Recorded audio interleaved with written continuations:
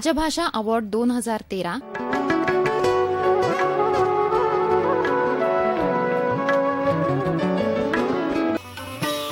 दीप प्रज्वलनाने या सोहळ्याची सुंदर अशी सुरुवात झाली।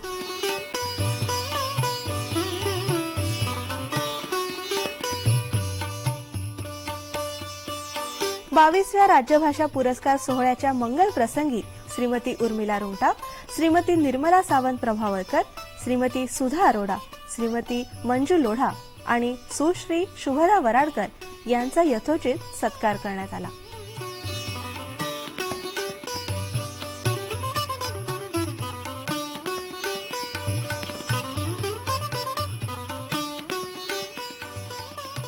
परिचर्चा का जो विषय है राजभाषा की प्रगति में नारी की भूमिका। 22व्या राज्यभाषा पुरस्कार सोहळ्याचा यावर्षी चर्चेचा विषय होता तो म्हणजे राज्यभाषेच्या प्रगतीमध्ये महिलांचा सहभाग। आज आपण पाहतो महिला या सर्व क्षेत्रात पुरुषांच्या बरोबरीने कार्यरत आहेत। अपने आप को एक मंथन करें, सोचें, विचारें कि कहाँ कमी है या हमें इसमें क्या और पुट डालने हैं, ताकि बार बार इस तरह की परिचर्चा न हो और भी विषयों पर परिचर्चा होती रहे। 14 सितंबर 1949 हमारा देश एक स्वतंत्र राष्ट्र हो चुका था और किसी भी स्वतंत्र राष्ट्र के स्वाभिमान के लिए जरूरी समझकर हिंदी को उसकी राष्ट्रीय भाषा, राजभाषा घोषित किया गया। लेकिन कुछ न्यस्त स्वार्थ वालों के दबाव में आके अंग्रेजी को भी कुछ समय के लिए राजभाषा बनाए रखने का निर्णय लिया गया। लेकिन अफसोस इस बात का है कि आज 64 वर्षों बाद भी वो कुछ समय के लिए नियुक्त की गई राजभाषा अंग्रेजी अभी तक बरकरार है और हिंदी को वो स्थान अभी भी प्राप्त नहीं हुआ है जो उसे होना चाहिए था। ये बात और है, हम 64 वर्षों से प्रतिवर्ष हिंदी दिवस मनाते आ रहे हैं और अपने ही देश में अपनी ही भाषा को मान सम्मान दिलाने की जद्दोजहद हमें आज भी करनी पड़ रही है। हमें मालूम है हमारे देश में बहुत सी भाषाएं बोली जाती हैं। मेरे ख्याल से करीब 780 भाषाएं भारतवर्ष में बोली जाती हैं, लेकिन सबसे अधिक बोली जाने वाली भाषा करीब करीब आधी आबादी जिस भाषा को बोलती है और शेष अहिंदी भाषी लोगों में से भी 20% ऐसे लोग हैं जो हिंदी बोल और समझ सकते हैं। तो स्वाभाविक है जब संपर्क भाषा की बात आती है, राष्ट्रभाषा की बात आती है, तो हिंदी को ही वो पद मिलना निश्चय होता है। और पद कोई देने वाला कौन है? हम लोग जो समाज है, हम लोग जो नागरिक हैं, हम लोग जो इस देश के लोग हैं, हम अपने आप अपनी भाषा को विकसित करते हैं। भाषा का जुड़ाव संस्कृति के साथ बहुत निकट का होता है।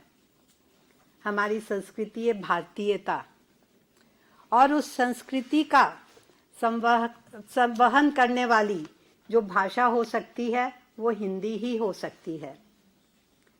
हमारे देश की महिलाएं हमारी संस्कृति और संस्कार की पोषक रही है।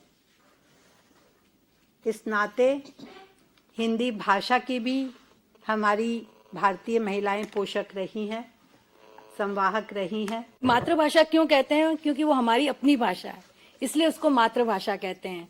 और माँ, जैसे कि उर्मिला जी ने कहा, माँ बच्चे की पहली शिक्षिका होती है, तो उसे वो जो शब्द सिखाती है वो तुरंत उसके दिमाग में, जहन में वो शब्द बस जाता है। और ये हमारी संस्कृति है और हमारा जो देश है विभिन्न धर्मों, विभिन्न जातियों का देश है।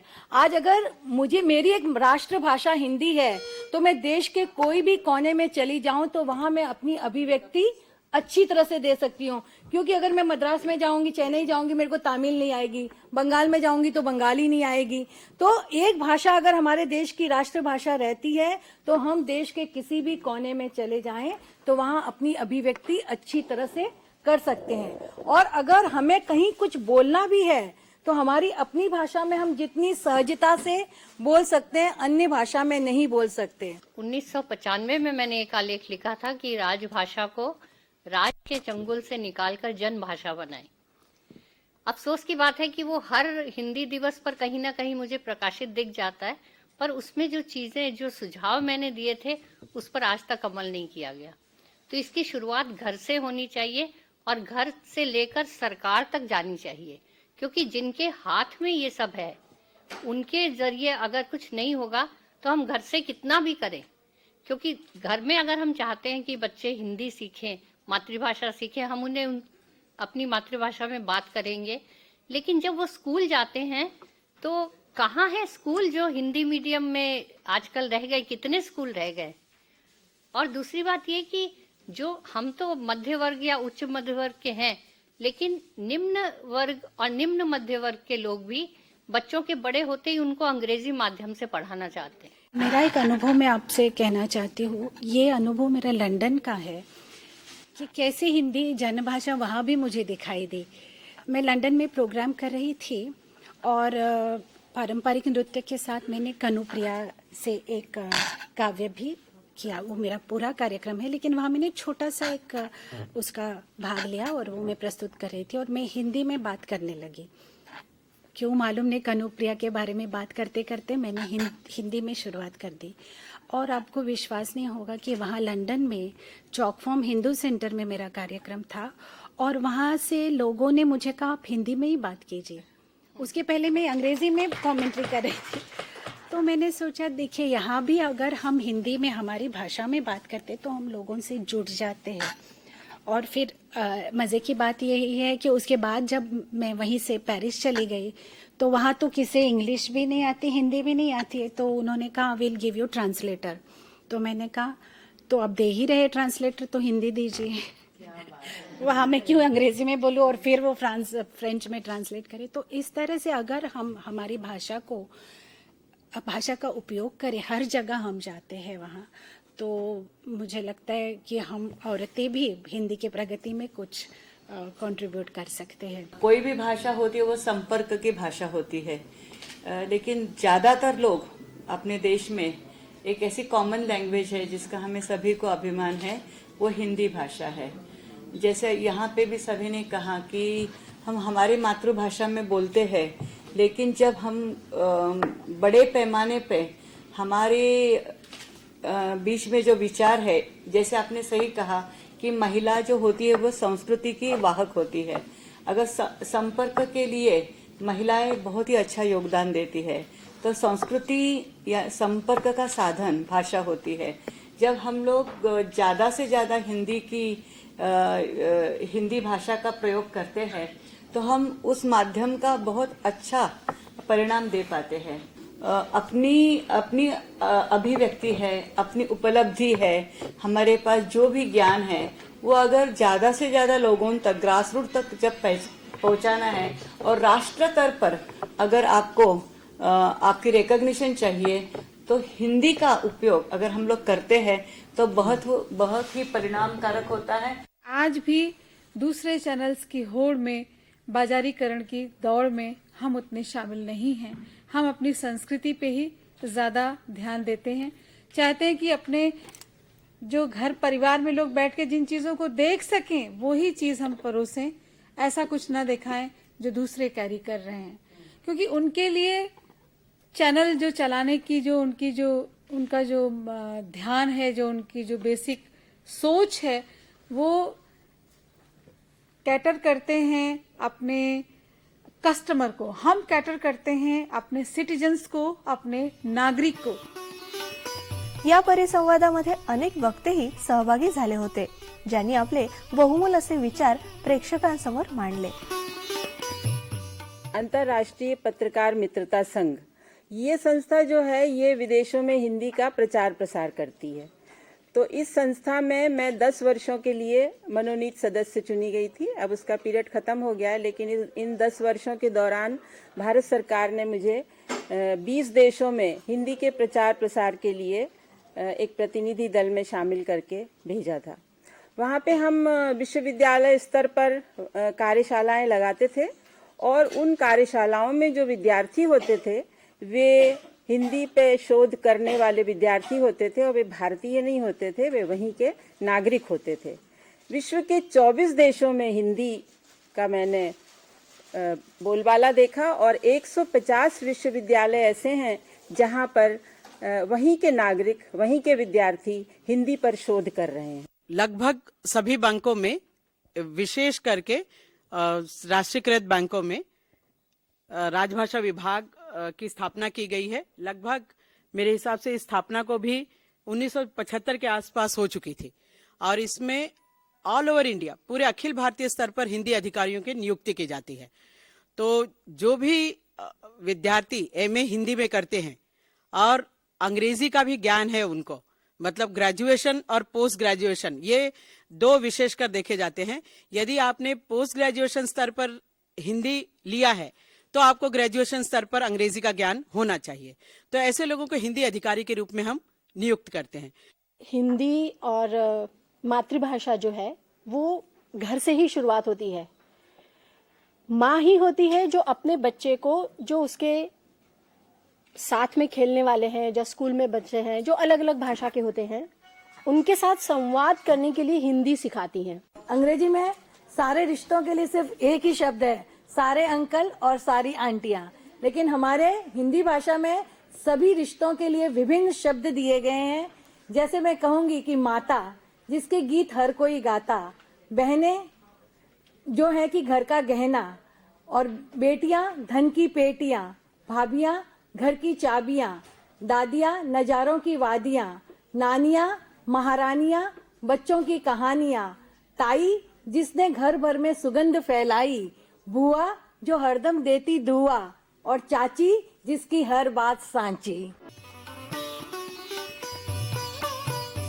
या मान्यवरांच्या हस्ते राज्यभाषा हिंदीसाठी श्रेष्ठ कार्य करणाऱ्या केंद्रीय कार्यालय, उपक्रम, निगम आणि राष्ट्रीयकृत बँकांच्या अधिकाऱ्यांचा देखील यावेळी सन्मान करण्यात आला। या सोहळ्याच्या प्रसंगी आशीर्वाद संस्थेचे चेअरमन ब्रुजमोहन अग्रवाल, निर्देशक डॉक्टर उमाकांत वाजपेयी, माणिक मुंडे आणि इतर मान्यवर उपस्थित होते। भारत सरकारच्या केंद्रीय कार्यालय, सार्वजनिक उपक्रम आणि राष्ट्रीयकृत बँकांसाठी प्रकाशित 2011 आणि 12 या वर्षीच्या श्रेष्ठ गृहपत्रिकांना विविध पुरस्कारांनी सन्मानित करण्यात आलं।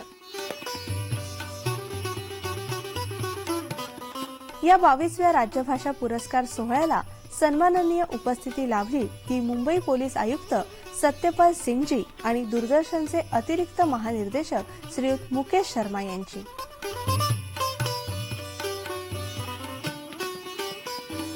या सोहळ्यात मान्यवरांनी मुंबई पोलीस आयुक्त सत्यपाल सिंगजी यांचा यथोचित असा सत्कार केला। आशीर्वाद संस्था को बहुत बहुत मुबारकबाद देना, बधाइयाँ देना चाहूँगा कि हिंदी के प्रचार प्रसार प्रोत्साहन के लिए इतना अभूतपूर्व कार्य मैंने आज पहली बार देखा है और ये वाकई बधाई के पात्र हैं कि देश में हिंदी के प्रचार प्रसार, कार्यालयों में हिंदी के प्रचार प्रसार के लिए कितना महत्वपूर्ण कार्य कर रहे हैं। और साथ में मुंबई दूरदर्शन को भी मैं बधाई देना चाहूँगा उनके इस अथक सहयोग के लिए। अन्वेषण और उत्पादन के लिए विश्व के और 9 देशों में भी हैं, north America, south America, Libya, Gabon, Egypt, Nigeria, Yemen. और हम हिंदी का प्रचार प्रसार न केवल अपने कार्यालयों में भारतवर्ष में कर रहे हैं, बल्कि हम जितने हमारे विदेशों में भी जितने हमारे कार्यालय हैं, हम जो है इस सारे कार्यालयों में विदेशों में भी हिंदी का प्रचार प्रसार कर रहे हैं। यहाँ पे जैसे पुरस्कृत किए गए, जैसे वाजपेयी साहब है, श्रीमाली जी है, अग्रवाल है, पुरस्कार किए गए ठाकुर साहब है, पुरोहित है, तेजप्पा है, ओडियर है, इन जैसे लोग अगर प्रयास करते हैं, अगर हम भी इनके जैसे बने और हम भी सभी इसमें जुड़ जाए, तो मुझे लगता है हमारी भाषा भी international language, universal language Hindi भी बन सकती है। बैंकिंग में हम लोग का प्रयास रहता है कि बैंक में हम लोग अपनी एक वेबसाइट बनाते हैं और उसमें प्रयास करते हैं कि उस वेबसाइट का अधिकांश से अधिक हिंदी में वेबसाइट बनाई जाए ताकि राजभाषा को जो बढ़ावा मिलता है, किसी भी लोगों को जिनको कार्य करना होता है वो उससे लाभ उठा सकें। उसके अलावा हम लोग अपनी एक गृह पत्रिका निकालते हैं हिंदी में, और इस बार मुझे बताते हुए आप लोग को अत्यंत हर्ष होता है कि हम लोग को हमारे की गृह पत्रिका जो यूनियन धारा हम लोग निकालते हैं यूनियन बैंक की ओर से, उसको भी दिल्ली में अभी जब इंदिरा गांधी राजभाषा पुरस्कार वितरित हो रहे थे तो उसमें द्वितीय स्थान पहली बार प्राप्त हुआ था हम लोगों को। मुंबई पोलीस आयुक्त सत्यपाल सिंगजी आणि दूरदर्शनचे अतिरिक्त महानिर्देशक श्रीयुत मुकेश शर्मा यांच्या हस्ते अधिकाऱ्यांचा गौरव करण्यात आला।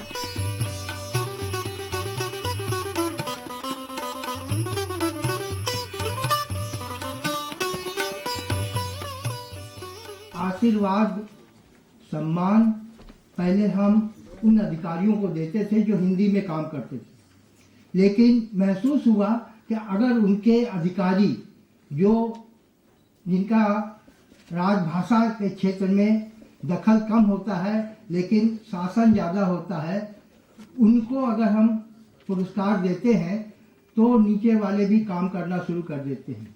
तो हमने पाया दूसरे वर्ष के हाँ काम ज़्यादा होने लगा, लेकिन उसके बाद भी महसूस किया अगर राजभाषा गौरव पुरस्कार दिया जाए, जो उनके बहुत बड़े अधिकारी हैं जो महाप्रबंधक या उनकी रैंक से ज़्यादा है, अगर उन्हें पुरस्कृत किया जाए तो वे हिंदी को और आगे बढ़ा सकते हैं। इसलिए हमने राजभाषा गौरव पुरस्कार शुरू किया। मैंने बहुत छोटा सा आइडिया सेल किया था, उस वक्त मुझे याद है कम से कम 30 मेंबर पार्लियामेंट से जिनको मैंने एड्रेस किया था, कमिटी से फेस किया था वुड से। मैंने उनसे सिर्फ इतना कहा था कि आप लोग जो सरकार में एक बना हुआ है कि हिंदी वर्जन फॉलोज, इंग्लिश पत्र पहले मेरे पास आ जाता है और हिंदी वर्जन फॉलोज करके आ जाता है, वो फिर आता है या नहीं आता पता नहीं।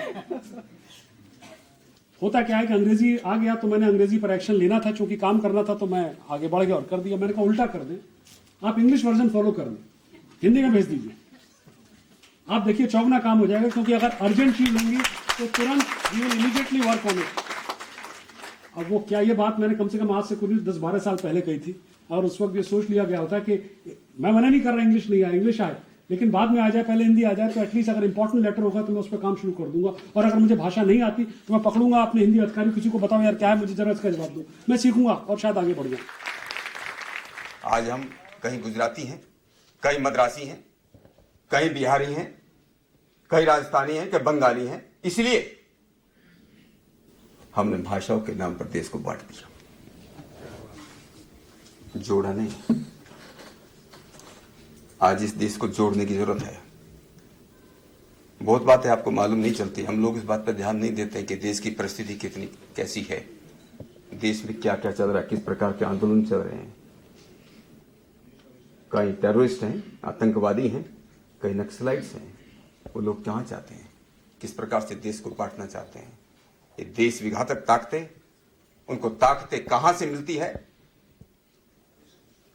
उसे बड़े गंभीर विचार करने की जरूरत है। मैं ज्यादा उस पर नहीं बोलना चाहता हूं, लेकिन आप सभी प्रबुद्ध लोग हैं, इस पर गंभीर विचार करने की जरूरत है। अपने देश की संस्कृति को अगर बचाना है तो हमें इस देश की संस्कृति, इस देश की संस्कृति को, इस देश की हिंदी को बचाना पड़ेगा। या सोहळ्यात शक्तिमान फेम ऍक्टर मुकेश खन्ना यांचा देखील मान्यवरांनी सत्कार केला। यहाँ उपस्थित सभी भाइयों को, बहनों को, माताओं को, पिताओं को, मंच पर बैठे हमारे सभी योद्धाओं को, और जो हिंदी को आगे बढ़ाने में जुटे हुए हैं उन सभी महारथियों को मुकेश खन्ना की ओर से प्रणाम कहना चाहूंगा। और एक और रिश्ता मैं बताना चाहूंगा, मैं हिंदी के जो जितने भी महारथियों हैं उनके साथ में अगर मैं भी कहूंगा कि मैं भी हिंदी का प्रचार करता रहा हूं, और मैं भी आप ही लोगों का एक सदस्य हूं, क्योंकि मैंने हिंदी में स्कूलिंग जो है मैंने हिंदी स्कूल से की। राज्यभाषेच्या गौरवार्थ अनेक पुरस्कारांसोबत राज्यभाषा रत्न पुरस्कारही यावर्षी देण्यात आले। ऑइल इंडिया कॉर्पोरेशनचे नवी दिल्लीचे सुनील कुमार श्रीवास्तव आणि IDBI बँकेचे उपप्रबंधक निर्देशक श्रीयुत बालकृष्ण बत्रा यांचा देखील सन्मान करण्यात आला। सीढ़ियां उनके लिए बनी है जिन्हें छत पर जाना है, आसमान पर है जिनकी नजर उन्हें तो रास्ता खुद बनाना है। या सोहळ्याने हा संदेश तुम्हा आम्हा सर्वांना दिला। हिंदी भाषा सबकी भाषा है, मेरी भाषा हिंदी भाषा सबकी भाषा है।